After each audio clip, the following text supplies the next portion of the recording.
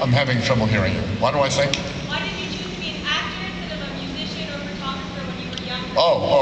Okay. Thank you. Yes, I began acting when I was very, very young. I grew up in Boston, as I mentioned. There was a neighborhood settlement house and little theater where I used to hang out as a kid after school and on weekends. And one day somebody said to me, "Go into that room, there's some people want to hear you sing a song." And I sang something simple, like "Happy Birthday." I don't know what it was. But I found myself on stage in a production of Hansel and Gretel. And I could do it. I could remember lines, and I could be on the stage. And I've acted in children's theater for some time, and then moved into adult theater. It was just something that I did.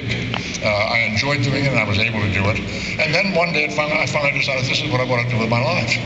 And I went away. I left home and went across the country to California to study acting and to try to develop an acting career. So I got focused on it early. Around the same time, I did become interested in photography, and I always maintained that interest in photography. And after I had done 3 seasons of Star Trek and 2 seasons on Mission Impossible, I actually went back to school at UCLA in California to study photography seriously, to see if I might want to change careers. Because I thought I've come a long way with my acting, and I'm very happy with all of that. But I should give myself a chance to explore other things.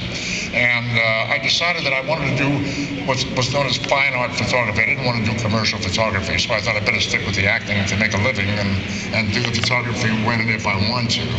And then out of the photography came the poetry, and out of Star Trek came the music, and one thing and another. And I've always loved going back to the theater, so for many years I did a lot of theater work all across the United States. But the acting seemed to be the thing that preoccupied my attention most of the time. I became a director because the opportunity was there, and people used to say to me, "You should be directing." And for a long time I thought I was being insulted. I thought they don't like my acting.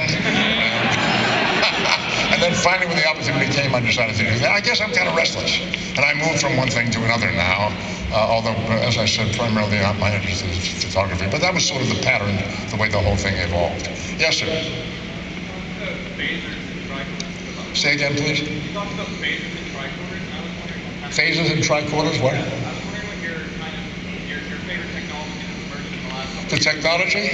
Well, I really would like to be able to be beamed from place to place. It's tiresome going through airports. You know, if you can avoid that, it's a good thing. It's a long way off. I don't know if we'll see it in our lifetime. I kind of doubt it. But a lot of the technology from Star Trek has found its way into our daily lives, obviously. We carry these little things that have so much information, so much communicative power that we used to call tricorders. You know, it's all right there in the palm of your hand now. It all started with a flip telephone, and now we have tricorders. So we call them, what do we call them? Blackberries, blueberries, strawberries. We call them all whatever we call them. So, yes, yeah. I'm not hearing. You have to talk much louder. I have a hearing loss. Vulcan, what? Can I speak Vulcan? Yes.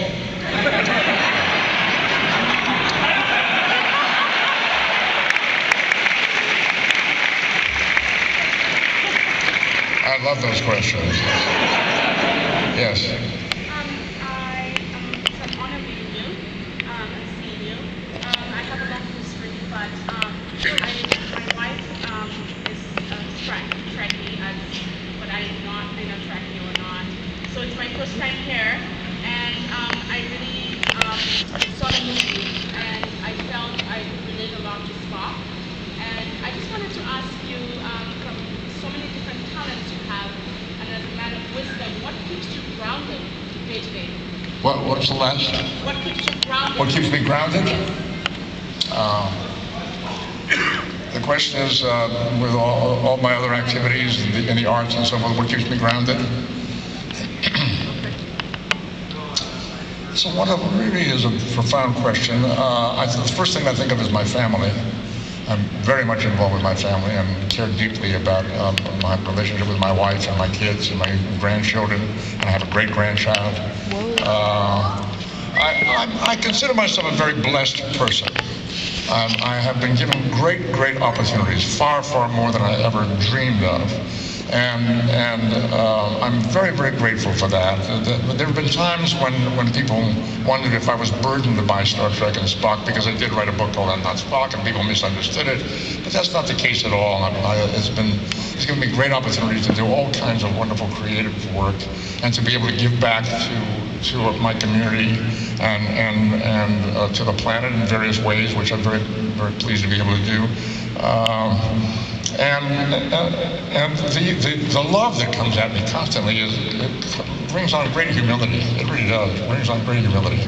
So those are the things that I think about when I'm asked a question like that. It touches me very deeply to know that I'm able to communicate a lot to people, and I take that as a very serious responsibility, that I should try to put out my best possible work and touch people with ideas that can enhance and improve their lives, if it's at all possible, to educate, to inspire, as was done to me when I was a kid. I grew up in a city that was full of culture, full of theater and the arts and so forth, and I was surrounded by education and all of these inspirational people that I was put in touch with. I found myself being very blessed to have that opportunity, and I wanted to become one of those people that bring that back to the community. That keeps me grounded. I thank you for your question. I have to go. May all live long and prosper. I love you.